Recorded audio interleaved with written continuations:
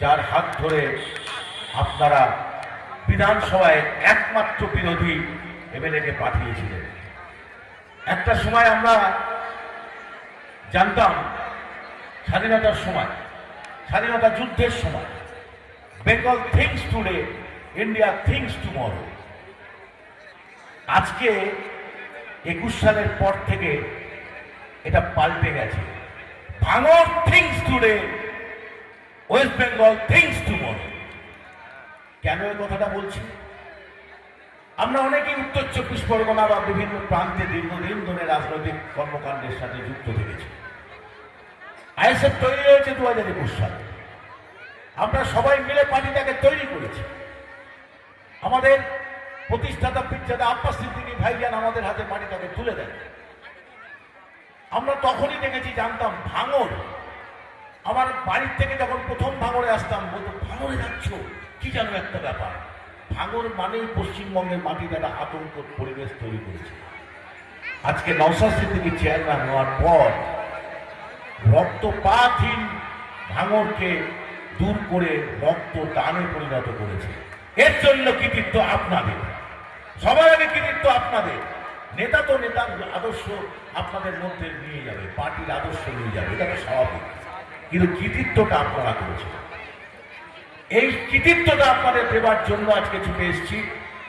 এবং তার সাথে সাথে দু একটি কথা বললে নয়, কারণ এই রক্তদানের সাথে যুক্ত রয়েছে স্বাস্থ্য ব্যবস্থা। পশ্চিমবঙ্গের স্বাস্থ্যের বেহাল অবস্থা আজকে চোখে পড়ার মতো।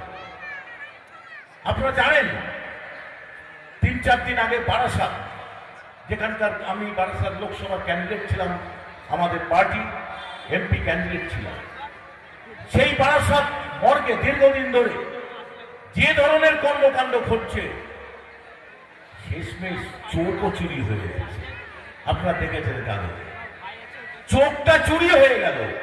এতদিন আপনারা জানতেন চাল চুরি, ত্রিপল চুরি, চাল চুরি, ত্রিপল চুরি, চাকরি চুরি, গরু চুরি, বালি চুরি, সব চুরি দেখতে পাচ্ছিলেন, শিক্ষা চুরি, লাস্টে মৃত মানুষের চোখও চুরি, এটাও দেখতে হচ্ছে।